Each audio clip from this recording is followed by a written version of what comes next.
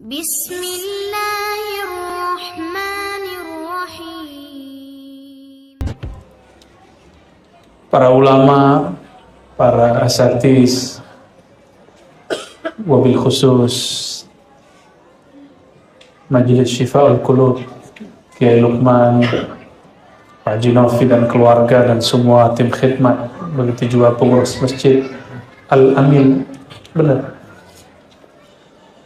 Dan wabil khusus tentunya lagi semua yang hadir malam ini. Salam ta'zim, salam cinta dari saya.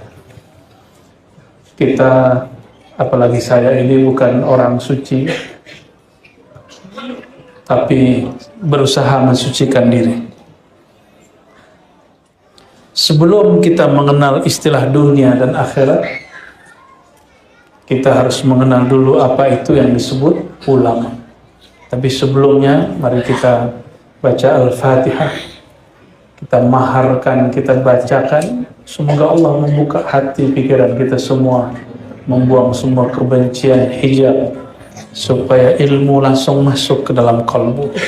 Al-Hazimiyah wa likulli niyatin salihah wa libtigha'i wajhika ya dzal jalali wal ikram wa li syafa'ati nabiyil akram. Al-Fatihah.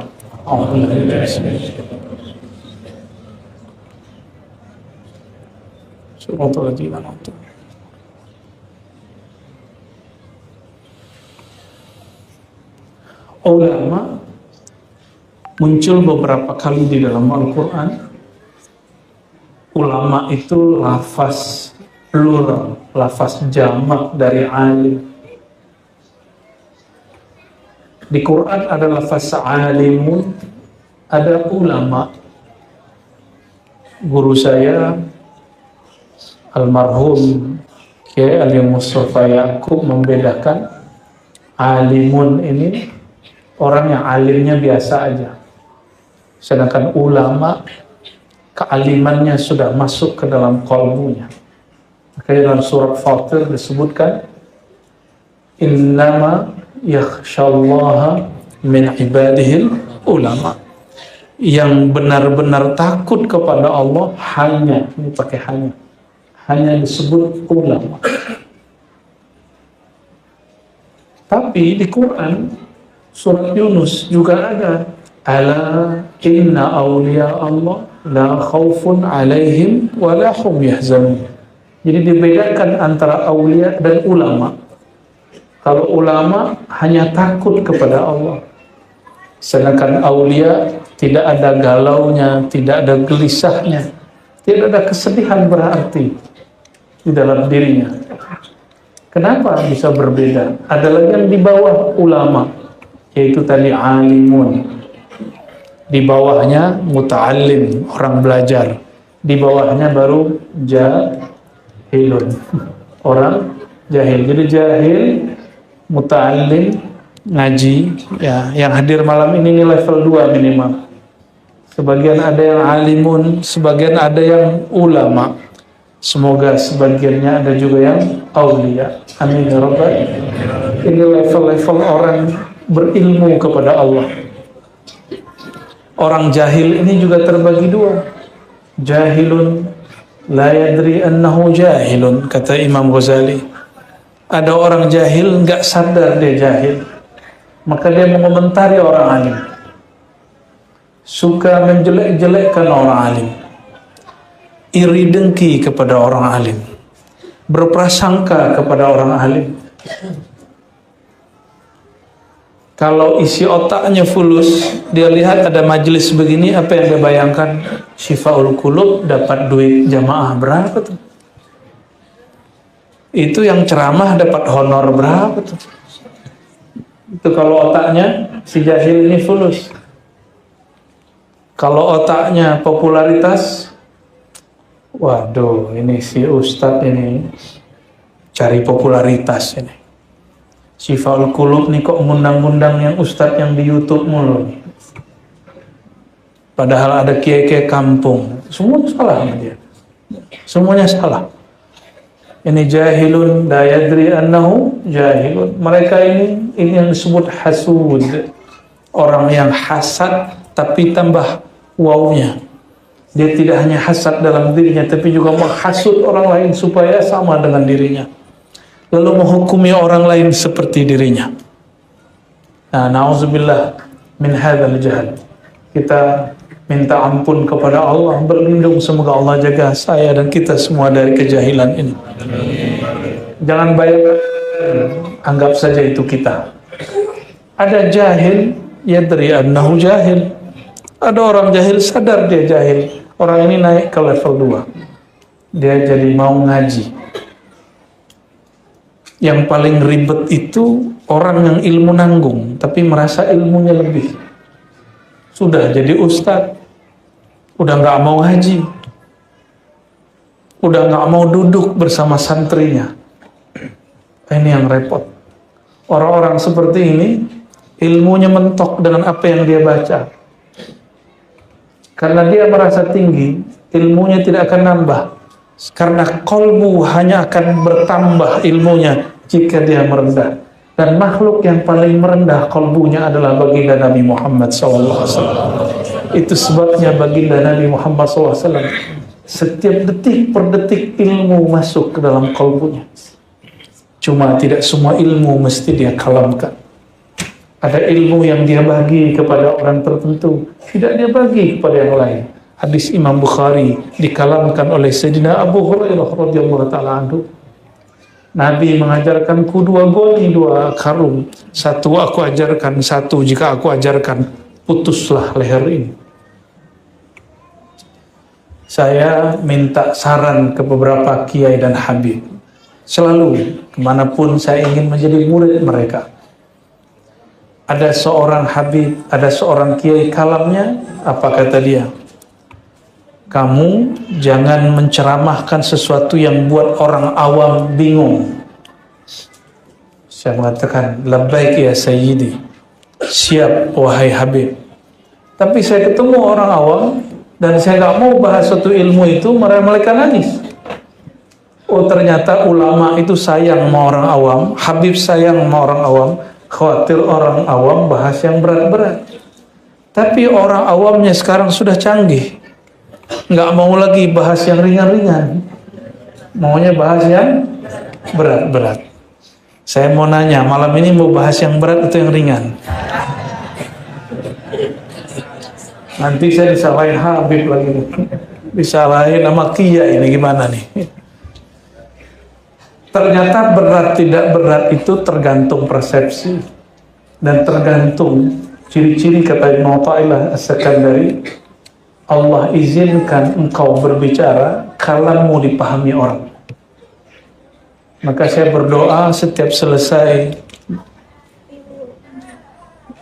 belum baca salam ya. Setelah baca salam, amma ba'du, doa saya, Allahumma akhrijna min zulumatil wahmi wal jahli. Ya Allah, keluarkan kami dari kejahilan, dari prasangka kepada ilmu pengetahuan dan ma'rifat. Itu doa. Maka kalam para kiai ulama habaib kita terima. Saya tetap mencoba berusaha membahasakan semampunya dengan bahasa yang ringan. Tapi apalah daya kalau nanti tetap ada yang tidak paham. Ya, jangan salahkan saya. Salahkan mungkin hatinya belum siap menerima atau pikirannya belum terbuka untuk mencerna. Jamaah yang dicintai Allah Subhanahu wa taala, jika ulama itu adalah yang takut kepada Allah, orang takut, segan, hormat itu karena dia kenal. Kita kalau nggak kenal seseorang, kita nggak takzim kepadanya. Benar nggak? Orang kalau nggak kenal sama Kiai Luqman, orang nggak takzim ke beliau. Apalagi kalau beliau lagi pakai celana sama baju batik, terus buka kopiah, nggak ketahuan kalau beliau seorang kiai, nyamar. Maka orang tidak takzim kepada beliau. Kalau ketemu jalan, mas, gituin, tunjuk kiri, mas. Sini, mas. Mas, minggir, mas. Orang nggak tahu beliau ini Kiai Syifaul Qulub. Ini contoh. Tapi kalau saya begituin orang, saya senang. Berarti dia nggak tahu kalau kita muallim, kita guru. Tapi kalau tahu, rempong Pak. Ya. Mau makannya nggak jadi makan. Hari ini yang paling penting tuh foto. Ya. Apa aja foto, padahal foto nggak bisa dibawa ke akhirat. Ya antum bawa ke akhirat, pandang guru, cintai dia, simpan di kolbu. Itu nanti dibawa mati. Boleh ambil foto, tapi ambillah dengan bijak. Pakai adab ngambilnya. Ya, pasti nanti banyak habib yang akan datang, kiai yang akan datang. Ya.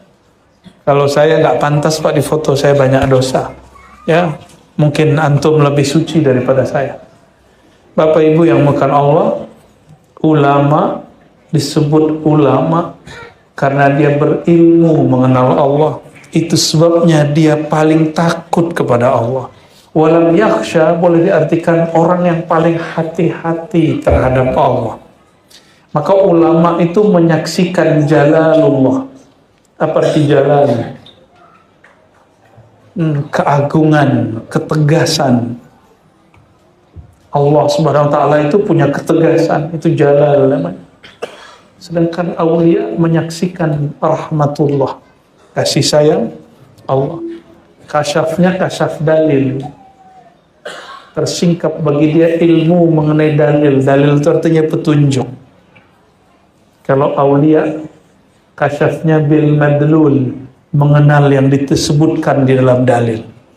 Maka ulama masih berkecimpung dengan mana dalilnya. Ini dalil sahih, tidak sahih. Surat ayat sekian, hadis riwayat fulan. Itu kalau ulama. Emang begitu tugasnya. Kalau aulia, di atasnya lagi. Jika ada dalil, apa hakikat isi dalil itu? Jika ada kalam, ala bidzikrillah tatma'innul qulub, ini dalil. Ketahuilah hanya dengan menyebut nama Allah hati menjadi tenang. Kalau aulia langsung praktek. Ayo kita zikir, tenang nggak kolbunya?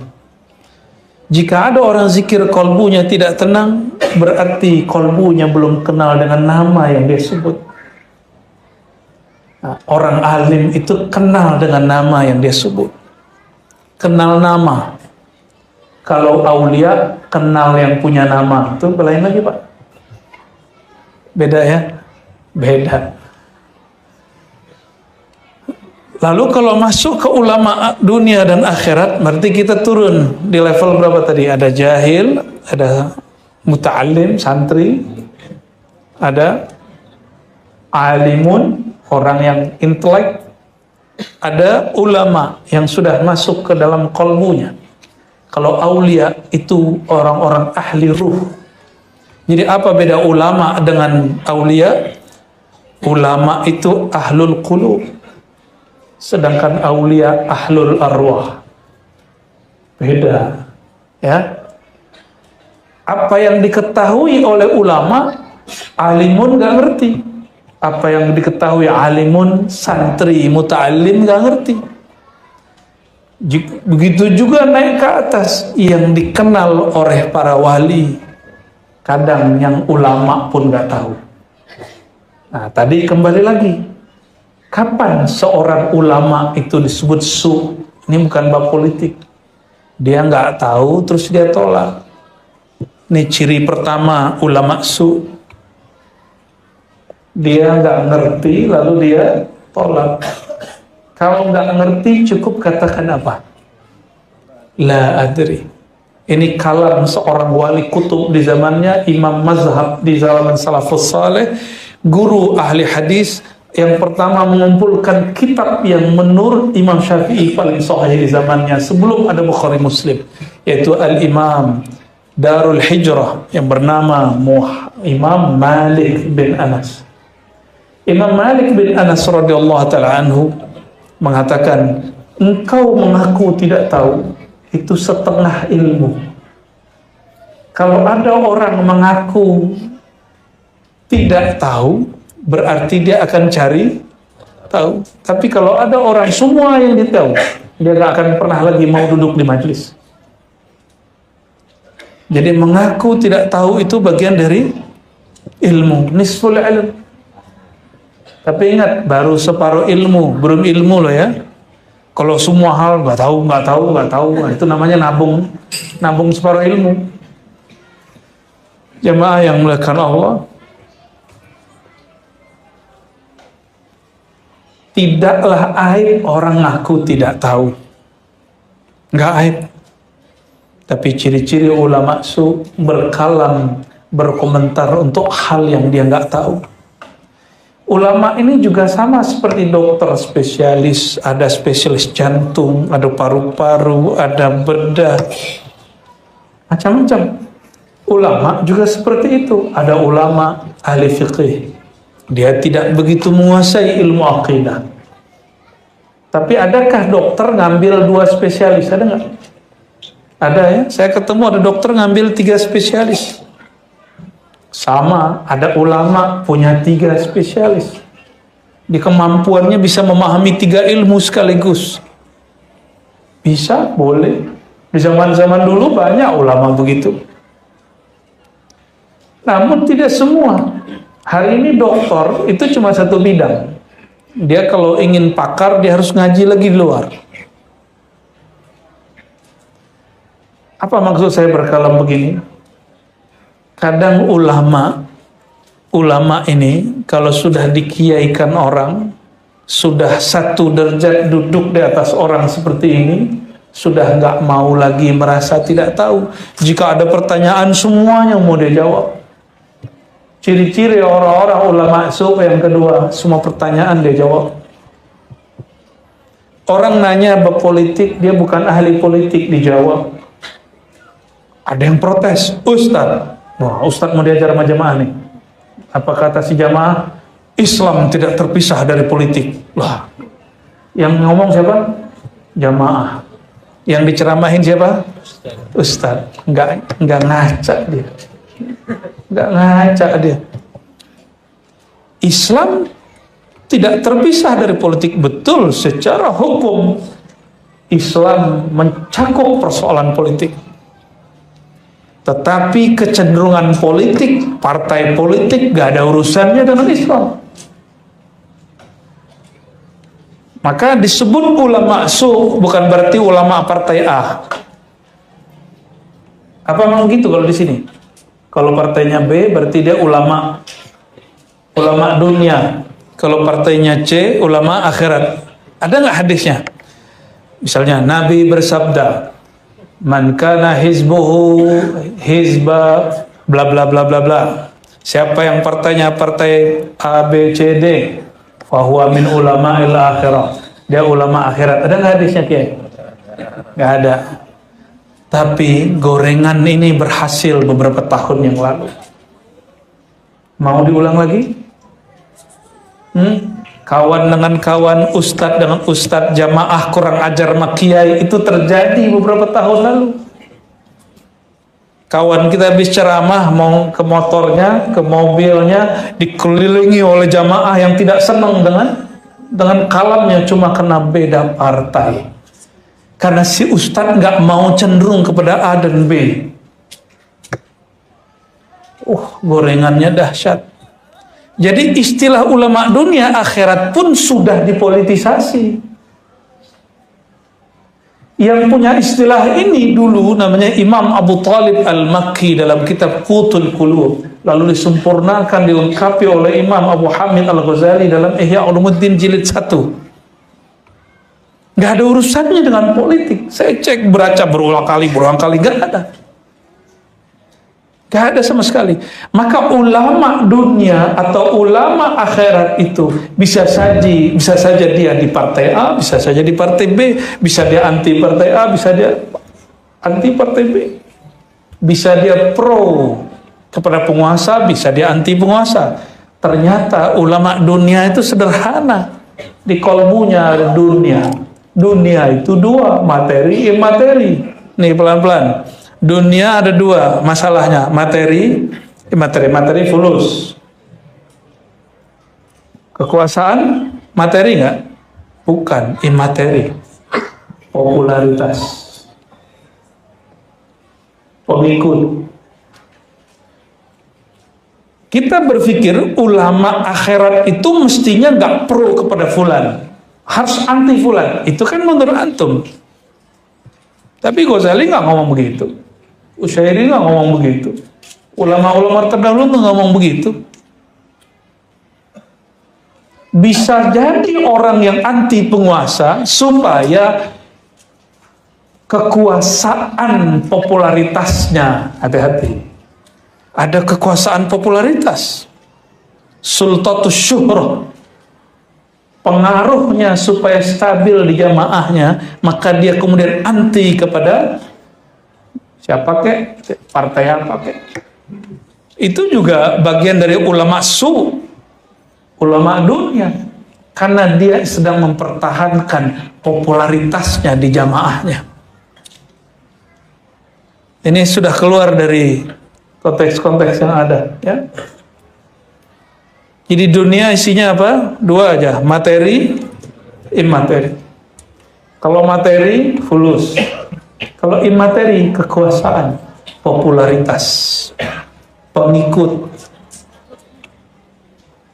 Takut ditinggal pengikut, lalu kemudian dia mengatakan saya pro dengan fulan. Itu kita ngobrol. Banyak kiai saya tanya, kenapa begitu kiai? Khawatir nanti jamaahnya bubar.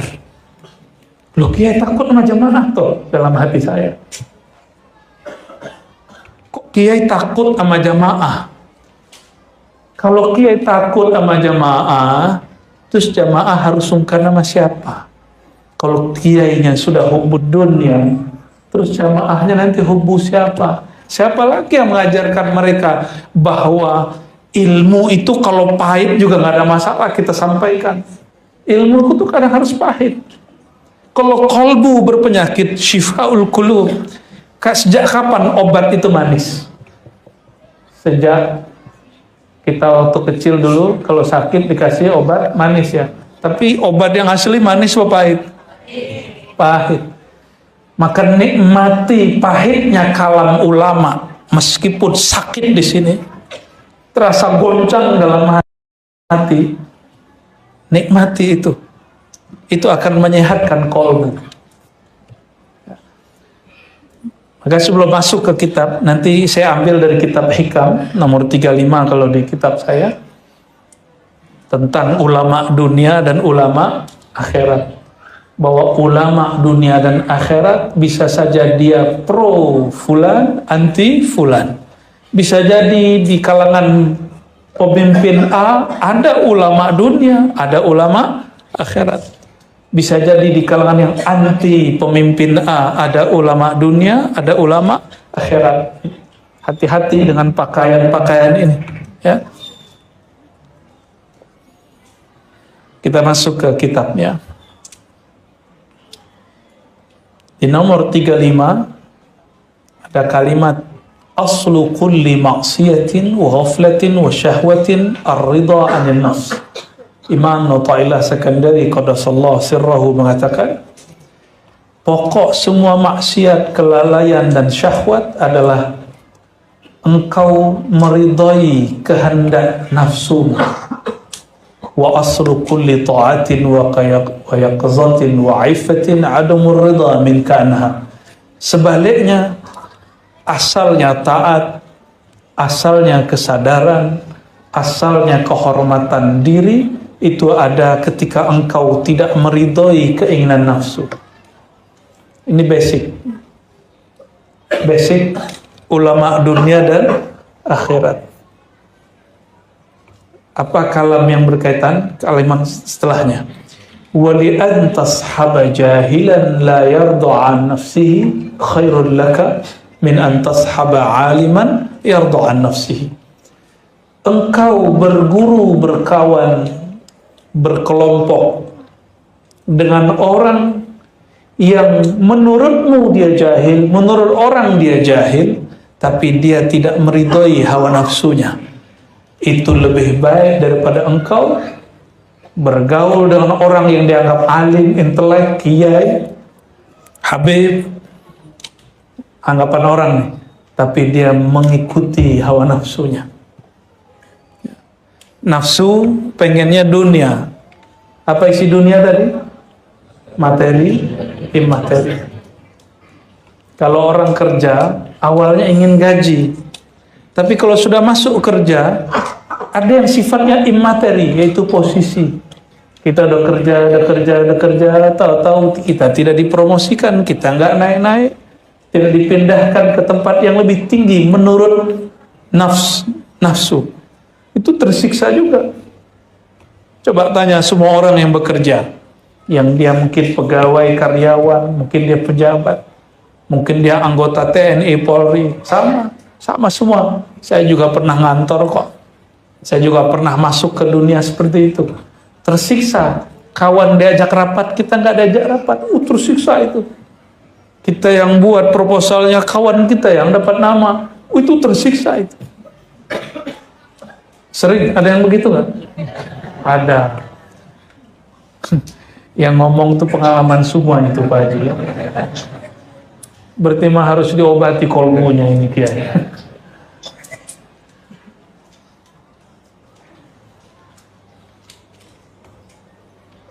Jika demikian, maka kita ini nggak pernah akan selesai dengan masalah dunia. Ini ulama, ini ustadz, yang dianggap ustadz, yang dianggap ulama. Imam Ghazali cerita tentang afatul ilm, gimana kelemahannya orang ngambil ilmu tapi tidak dengan caranya. Ini contoh, kita kalau jualan lontong, tahu-tahu di samping kita juga jualan, besok jualan lontong, kesel nggak? Saingan nih gitu. Ya. Kita jualan apa depan, besok dia jualan itu juga. Kapan ulama itu disebut ulama dunia? Jika dia menyamakan dakwahnya dengan bisnis. Dia buka pengajian, kawannya buka pengajian dekat itu, isi kajiannya sama. Apa kata dia? Kau nih lagi mau bersaing denganku ya. Kebetulan jamaah dia ikut juga pengajian si fulan. Apa kata dia? Kau nih ngambil jamaah saya. Loh, emang jamaah bisa diakuisisi ya? Emang ada ketua anggota jamaah? Kalau organisasi ada ketua anggota. Tapi kalau jamaah emang ada ketua anggotanya? Nggak ada. Suka-suka jamaah mau ngaji ke siapa? Ini ciri-ciri ulama menjadikan dakwah sebagai bisnis. Kalau bisnis ngejar target nggak? Apalagi kalau pola hidup sudah gaya-gaya ngartis. Ya. Ulama itu pola yang dia ikuti bukan ala artis. Dia boleh ikut nabi yang kaya kayak Nabi Sulaiman. Nabi Muhammad juga kaya. Ya, Nabi Muhammad kaya. Allahumma sholli wa sallim barik alaihi. Gak mungkin orang miskin istrinya 13. Ya, yang antum yang aku kaya di istri masih 1. Nabi istrinya 13. Kemudian dicerai 2, sisa 11. Masing-masing dapat khodam, pembantu. Masing-masing dapat kendaraan dan rumah. Kaya apa miskin? Kaya. Maka Imam Subki marahnya bukan main kepada orang yang mengatakan Nabi itu miskin. Itu suul adab kepada Rasulullah SAW. Salah faham baca hadis Nabi. Kita, cara hidup kita ngikutin pola para nabi. Ada nabi yang kaya, tapi nggak sampai di kolbunya. Nabi Sulaiman sangat kaya. Apa kata dia? Ini adalah bala bagiku, ibtila, ujian bagiku. Ashkur am akfur. Jadi ternyata ujian itu tidak hanya musibah buruk, tapi ujian itu juga diberinya dunia. Nabiullah Sulaiman menganggap diberi dunia itu musibah. Kalau kita enggak ya, menganggapnya apa? Berkah. Belum tentu berkah. Ciri-ciri berkah, tambah pemberian, tambah taat. Ciri-ciri niqmah pakai qaf, bukan ni'mat. Bertambah pemberian, bertambah lupa kepada Allah. Imam Nu'tailah menyebutnya istidraj. Nah, kajian ini sudah banyak. Jadi ulama ulama dunia, dia kemudian menilai taklim itu, ngajar dakwah itu dengan nilai materi, fulus. Ada yang agak naik dikit. Ustadz buat majelis, tapi tidak sowan ke dia. Apa kata dia? Hebat kau ya. Ini wilayah saya. Kayak beruang aja ya. Ini wilayah saya. Masuk sini harus izin. Kan yang ngomong begitu preman. Ada loh. Ini rahasia kita aja. Ada ulama preman. Hati. Tapi bukan kayak Lukman ya. Ulama preman itu yang gimana?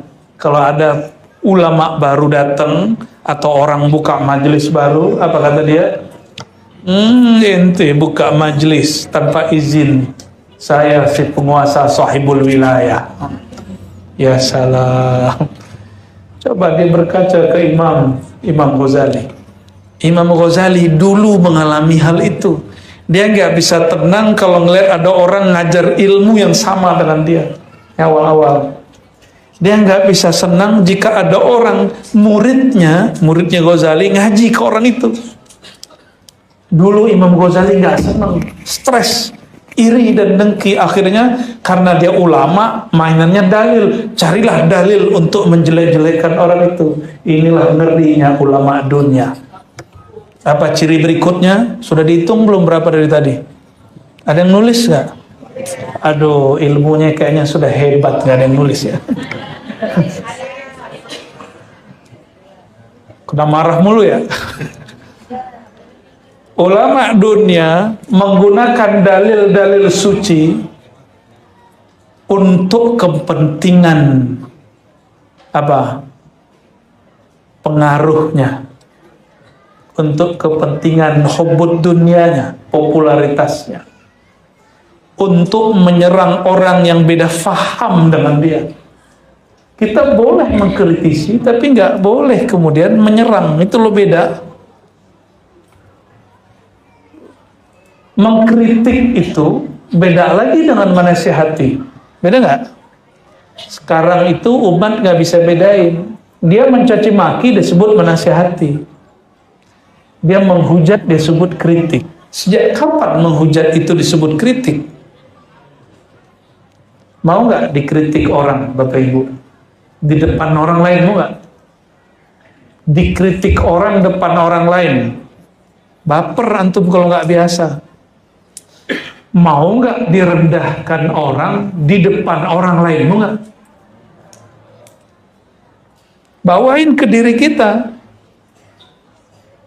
Kalau saya nggak ada masalah Bapak Ibu, saya memang rendah, saya memang hina. Kalau ada yang mau hina silakan, ada yang mau caci maki silakan. Nahnu abdun zalilun faqirun, ya kita memang hamba yang hina. Ya dapat ciri yang barusan, ciri ulama dunia, dia gunakan dalil suci untuk apa? Menyerang orang beda faham. Intinya sederhana, untuk menjaga wilayah dia, untuk menjaga popularitas dia. Disinilah munculnya nanti panitia-panitia kebenaran. Di sini muncul nanti panitia surga neraka. Nanti muncul orang-orang yang merasa benar, pembela kebenaran, pembersih masjid. Saya nih tukang bersih-bersih masjid. Maksudnya apa? Tukang bersih masjid dari ahli bid'ah, dari ustadz-ustadz dol, mudil. Sesama aswaja loh, sesama ahlu sunnah nanti bakal begitu. Nanti ke depan ini akan tambah banyak Orang-orang yang memposisikan dirinya dan mengangkat dirinya, mentahbis dirinya menjadi algojo masjid. Nanti tambah banyak orang begini. Ya, ini kita kalamkan sekarang, tunggu aja beberapa waktu ke depan. Mungkin besok sudah mulai ada. Ya, orang-orang yang kemudian merasa dirinya benar dan dia rasa orang lain, ustadz lain tidak benar, maka dia akan serang terus orang itu dengan dalil.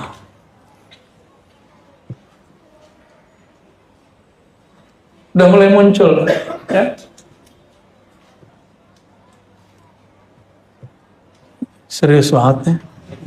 Judulnya sih salah siapa, judul beginian. Judulnya agak ngeri soalnya. Saya belum pantas disebut ulama akhirat, tapi juga tidak mau disebut ulama dunia. Ya. Kita sedang belajar menjadi orang yang takut kepada Allah, yang kenal Allah. Bahkan saya pun gak mau disebut ulama akhirat, walaupun gak ridho disebut dunia. Inginnya disebut ulama billah. Karena kalau ulama akhirat masih cari pahala,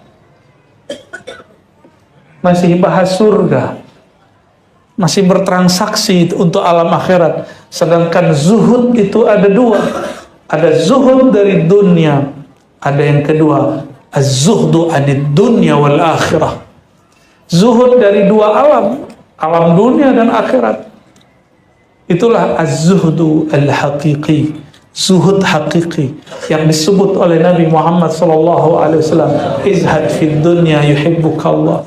Zuhudlah kamu dari dunia, Allah jatuh cinta kepadamu. Jadi nggak usah kemudian bertanya, Allah ridho nggak kepadaku? Tanya saja, kita ridhokah kepada ketentuan Allah? Allah cintakah kepadaku? Sederhana saja, apakah kolbumu sudah mentalak dunia?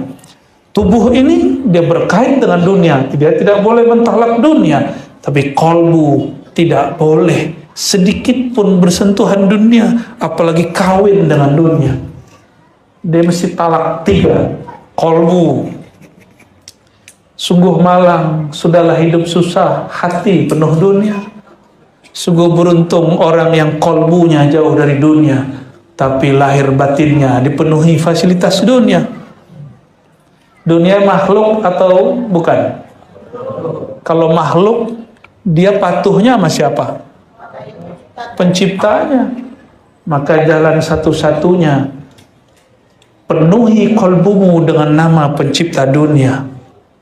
Disitulah engkau menjadi raja dunia akhirat. Insya Allah. Jadi kalau saya berdoa, ya Allah, aku tidak pantas jadi ulama akhirat, tapi juga nggak ridho ya Allah disebut ulama dunia. Jika engkau berkenan ya Allah, jadikan aku ulama billah. Amin ya rabbal alamin. Semua yang hadir semoga menjadi Abdullah, hamba.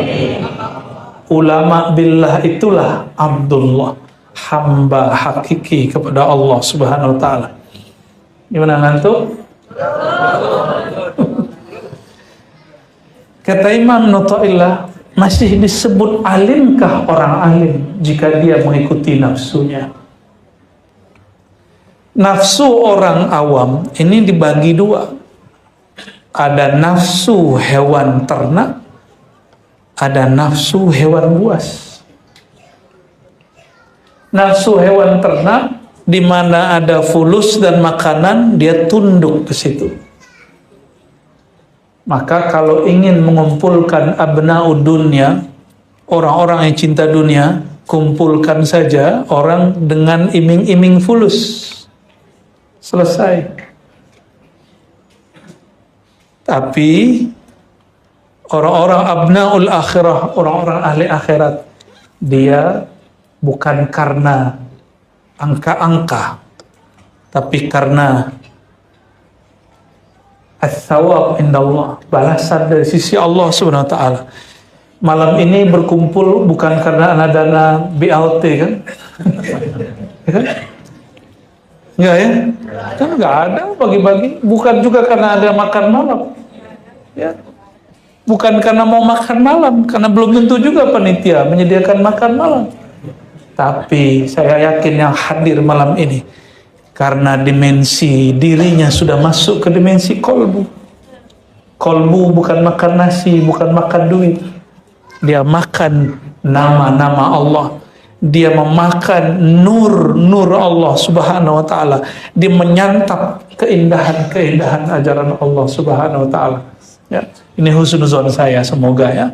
Amin ya rabbal alamin. Biasanya setiap majelis itu ada aja orang penyusup. Penyusup itulah syaitannya manusia.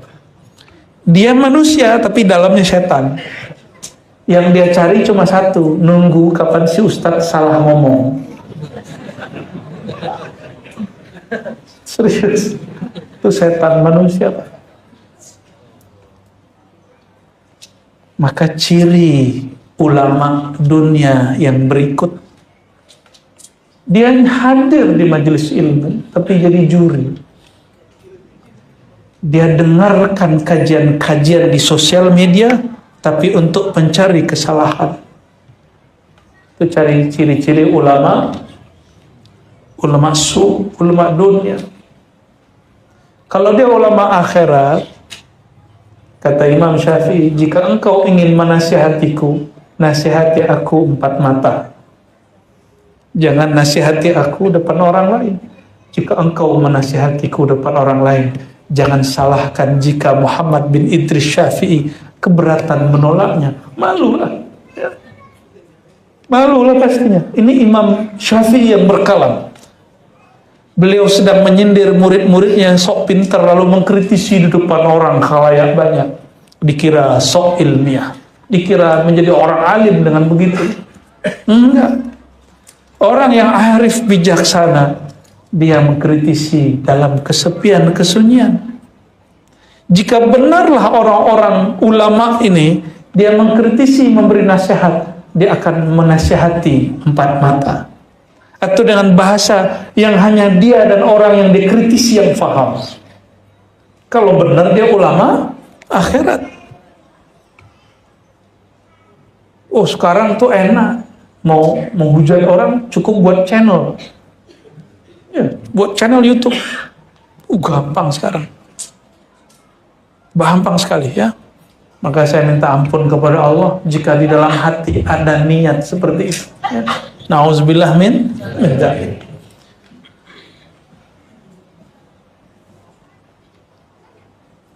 Udah 9:30 nih. Udah, saya pun udah lihat-lihat jam, jamaah pun udah lihat jam nih ya. Besok kerja kan ya?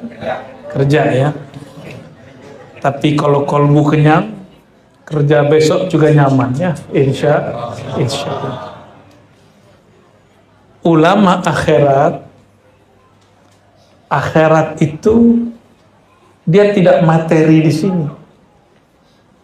Maka di kolbunya hanya ada akhirat dan Rabbul akhirah. Akhirat dan Allah yang mengurus akhirat itu. Maka ulamaul akhirah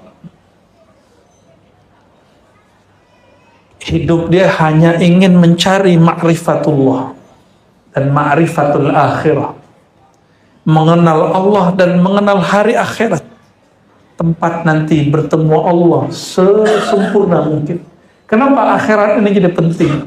Karena memandangnya di sana. Kalau bukanlah akhirat itu tempat memandang Allah, waktu untuk bersama Rasulullah, maka saya pun tidak merindukan akhirat.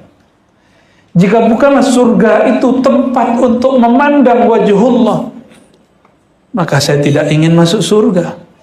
Tapi karena surga itu tempat bersama Rasulullah, tempat nanti berjumpa dengan Allah, maka saya merindukan surga. Inilah makna kalam Allah, wa basyiril ladzina amanu wa 'amilus shalihat anna lahum jannatin tajri min tahtihal anhar. Beri kabarlah orang beriman. Apa kabar gembiranya? Dan orang yang beramal soleh, surga itu ada fasilitas yang indah. Tapi nyamankah masuk rumah dihidangin makan, yang punya rumah tidak mau jumpa? Mau nggak? masuk rumah, dihidangkan semua makanan, diberi kamar, tapi sahibul bait tidak mau turun di lantai 2. Nyaman? Itu tersiksa lagi. Maka ahli-ahli surga setiap detiknya dia mencari jalan gimana bertemu Rasulullah, baru kemudian mereka bisa bertemu Allah Subhanahu wa ta'ala. Sungguh hebatlah Abu Darda dan Abu Zar ketika mengatakan salah satu dari mereka, wahai Rasulullah, betapa sedihnya kami, engkau nanti di sorga bagian mana, sedangkan kami di sorga rendah yang mana? Apa jawaban Nabi Sallallahu Alaihi Wasallam? Anta ma'aman ahbabta. Tenang wahai sahabatku, engkau akan membersamai siapa yang engkau cintai. Modal kita untuk menjadi bersama ulama al-akhirah cuma satu, kita mencintai mereka. Sebagaimana ulama akhirat mencintai Nabi Muhammad Sallallahu Alaihi Wasallam. Maka ulama kita sering mengatakan, nuhibbus salihin walasna minhum. Kita ini cinta orang soleh walaupun gak pantas disebut bagian dari mereka. Orang soleh itu bukan pakaian begini, bukan pakai rida begini. Ini kopi orang soleh nih. Ya, enggak. Ya, mungkin yang begini banyak maksiatnya. Mungkin yang pakai begini lebih banyak nafsunya, lebih liar syahwatnya, lebih cinta fulusnya. Sampai ada beberapa panitia ini ngadu, panitia yang ngundang kiai-kiai dari Jakarta. Saya nggak tahu kiai siapa yang dia maksud. Ya. Ustadz, kok ada ya kiai pas kami kasih honor dia ngomong segini doang. Ngeri Pak, dunia perdakwahan ini juga ngeri. Segini doang, tahu segini mas saya nggak datang, mungkin saya jawab yang lain. Waduh, kayak sok sibuk dia. Sejak kapan dakwah mesti bertarif?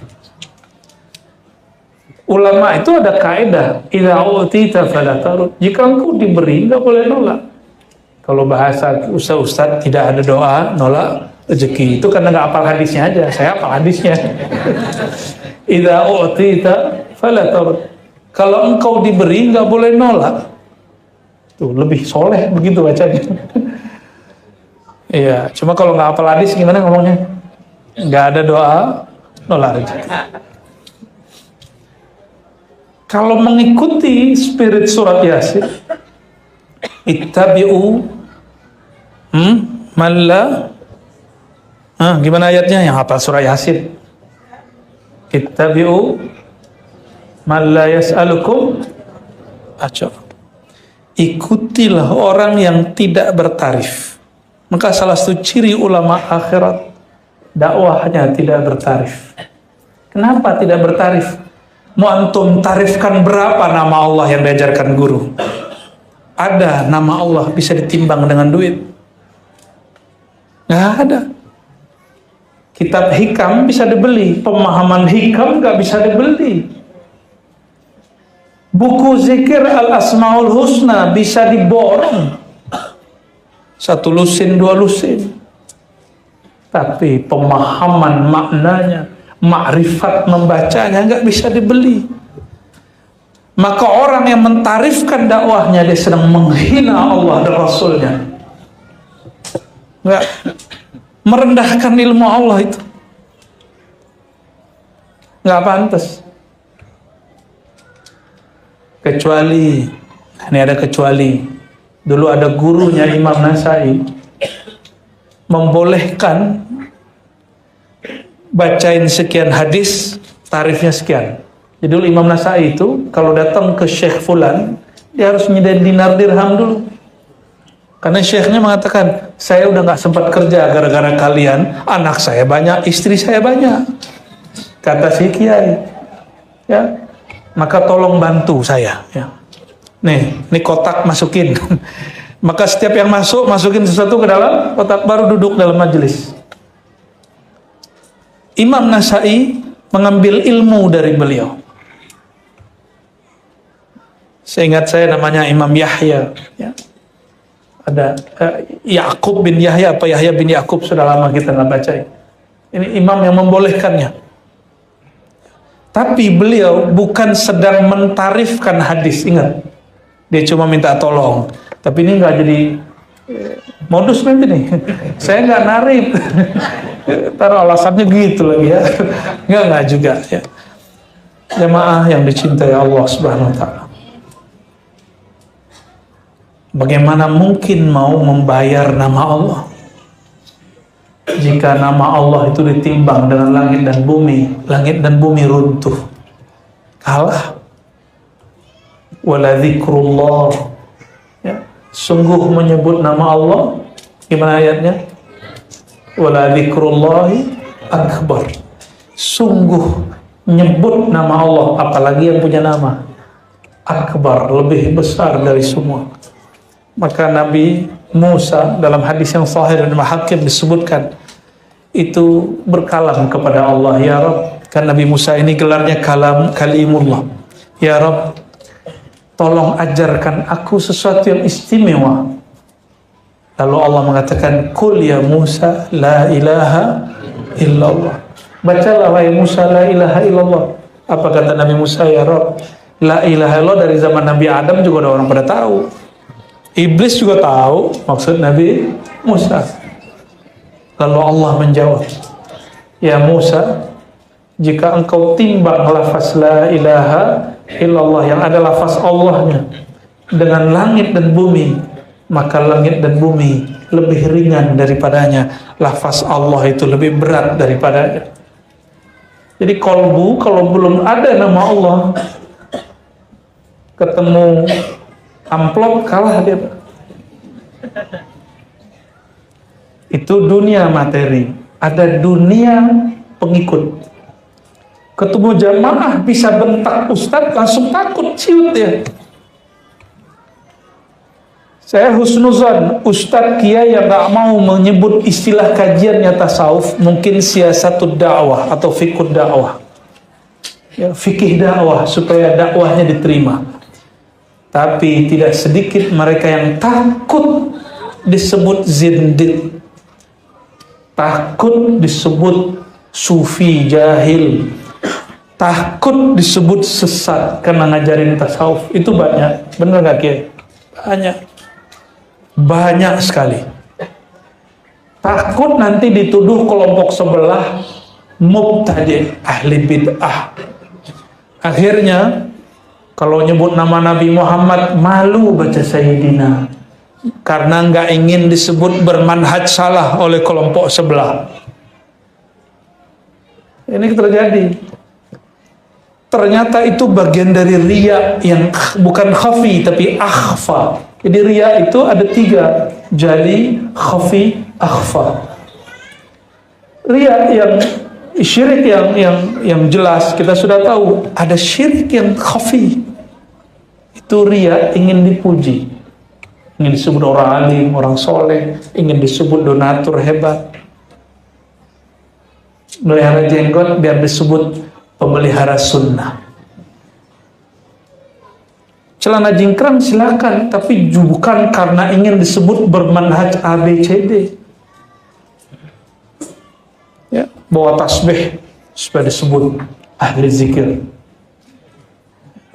Tapi ada yang naruh tasbihnya, yang motong jenggotnya karena takut disebut soleh. Ada juga. Itu namanya syirik akhfa. Syirik tapi lebih tersembunyi lagi. Takut direndahkan, takut dibully. Kalau yang khafi ingin dipuji. Kalau yang akhfa takut dicaci. Ini penyakit orang alim. Ulama dunia, tapi itu sulit ngasih, sulit ngeceknya. Kenapa?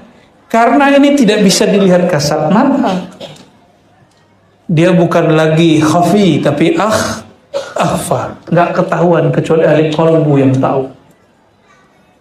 Bapak Ibu jamaah yang makan Allah, masih banyak sebenarnya, tapi bisa disimpulkan sederhana. Ulama dunia, ulama yang mengikuti nafsunya.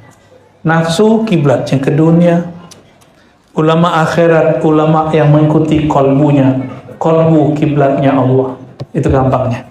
Ya, barangkali itu yang saya sampaikan. Semoga bermanfaat. Ada tanya jawab? Ini apa nih tadi nih?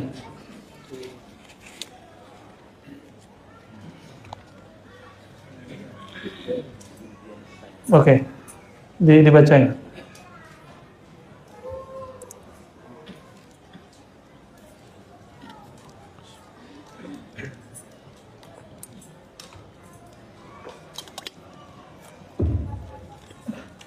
Assalamualaikum warahmatullahi wabarakatuh. Izin bertanya ya, apa makna dari kalam apa yang misalkan dari yaitu hiasilah dirimu dengan kemaksiatan dan jangan hiasi dengan ketaatan. Terima kasih. Pertanyaan saya, jika kita mengamalkan zikir dari salah satu thariqah seperti zikir khafi atau jahil, tapi kita belum ditalqin karena kita belum punya ketemu mursyidnya, bagaimana itu? Tolong sampaikan Quran saya sampaikan. Baik ya. Yang pertama perlu dikoreksi bahwa kalam Ibnu Athaillahnya lebih tepatnya maksiyatun awrathat dhillan wa iftiqaran khairun min ta'atin awrathat izzan wastikbaran. Lebih kurang begitu. Maksiat yang membuat seorang hamba merasa hina di hadapan Allah lebih baik daripada taat tapi membuat orang merasa mulia dan sombong di hadapan makhluk. Saya mau tanya, sombong itu maksiat gak? Tapi orang awam berpikir taat itu yang zahir, maksiat itu yang zahir, padahal ada maksiat batin. Maksiat batin itulah warisan iblis. Iblis itu nggak pernah berzina, nggak pernah korupsi. Iblis itu jujur, amanah iblis itu. Selama dia memimpin ibadah di surga, iblis nggak pernah kalau zikir itu sekian ya sekian. Kalau kita kan kalau 33 kalau bisa jadi 32 gitu ya. Kalau 100 kalau bisa kuranglah 10. Kalau dia enggak, iblis itu tidak pernah dia nilai, nggak pernah korupsi di surga, nggak pernah maksiat, nggak pernah. Ini iblis. Tapi ternyata iblis ini merasa izzan wastikbaran. Dia merasa Apa arti izzah? Izzah itu merasa unik. Maka dalam hadis ada namanya hadisun aziz. Hadis yang unik, rawinya cuma 2. Maka izzan itu dia hanya merasa dirinya paling unik di surga. Yang kayak gue nih cuma gue doang. Yang ngerti ini saya doang di dunia ini. Nah, Ustadz yang paham ini mah saya doang. Nah, ini kalau udah kalam-kalam begitu, yang bisa ibadah, yang kasyaf, yang bisa baca alam-alam ini cuma saya doang. Kalau itu namanya izzan. Dia merasa unik. Dia merasa dirinya sombong juga, tapi sombong narsis. Ya, jadi narsis itu hanya boleh kepada Allah. Hanya Allah yang punya narsis. Selain Allah tidak boleh narsis. Allah lah yang boleh mengatakan, akulah sang wahid, akulah sang qahar, akulah sang kabir, akulah yang azim, akulah yang rahman. Allah yang boleh ngomong begitu. Kita nggak boleh ngomong begitu.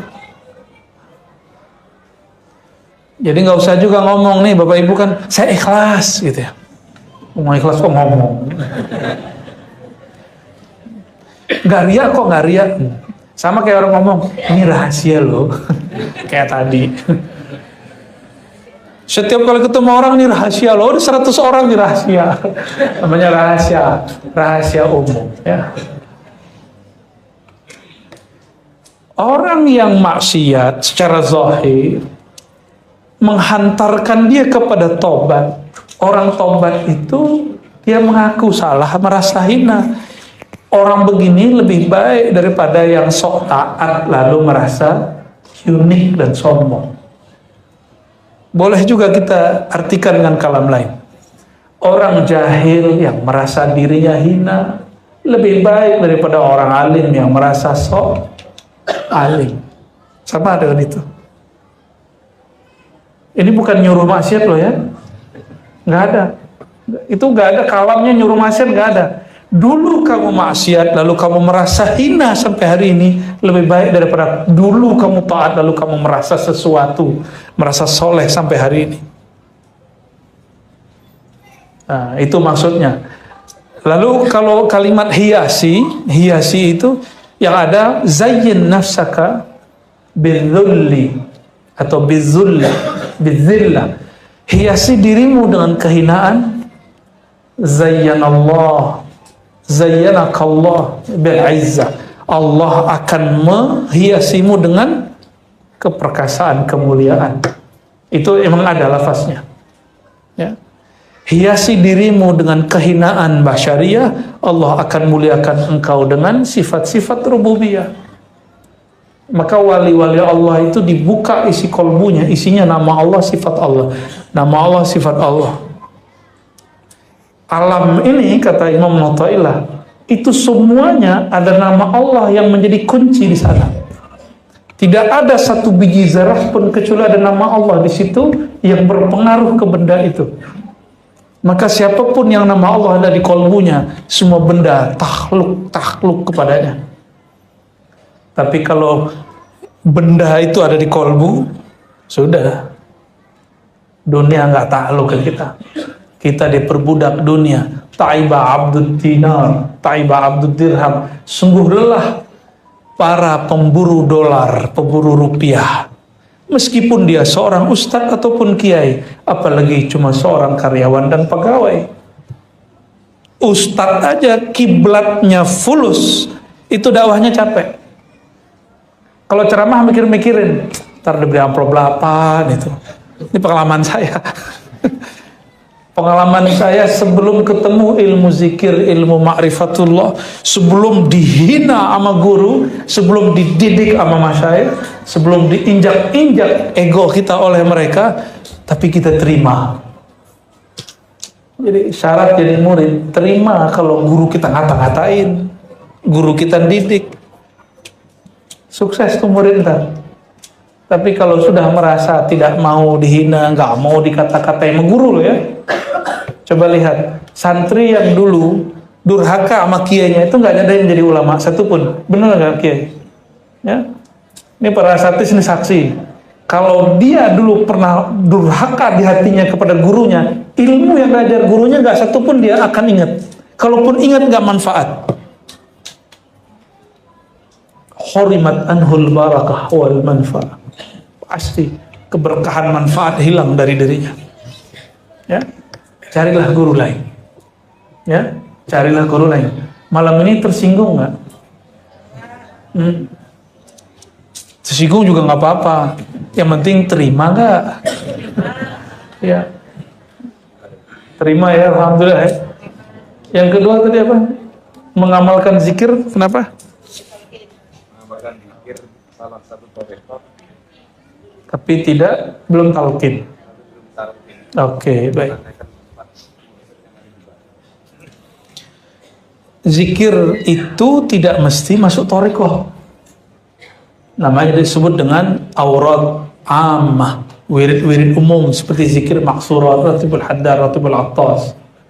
Ya, karena thariqat itu ada yang terbuka, ada yang tertutup. Thariqat yang terbuka seperti thariqah Syaziliyah dan Alawiyah. Thariqah Syaziliyah, apa kata Imam Syazili? Man qara'a hizbana falahu malana. Falahu malana, ya. Ya, begitu kalau salah ya. Siapa yang baca hizib kami, kata Imam Syazili, maka dapat berkah yang kami dapatkan.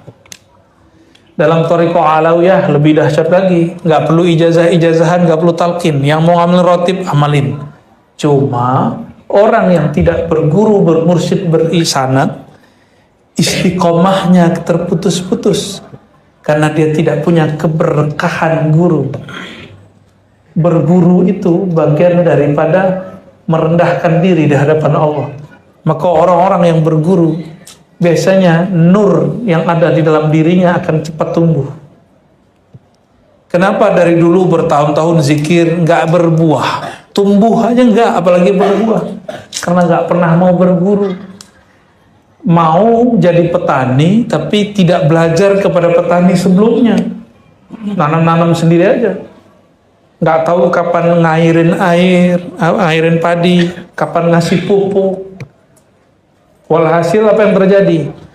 Dia tanam padi tapi padinya tidak ditancap, padinya ditaruh aja di atas, akarnya tidak kuat ke dalam.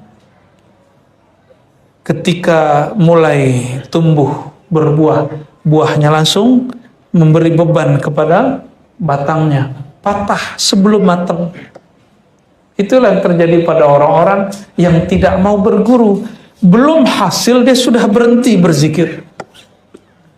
Maka saya betul-betul sangat menghimbau, silakan amalkan zikir apapun, tapi kalau ingin berbuah, bergurulah.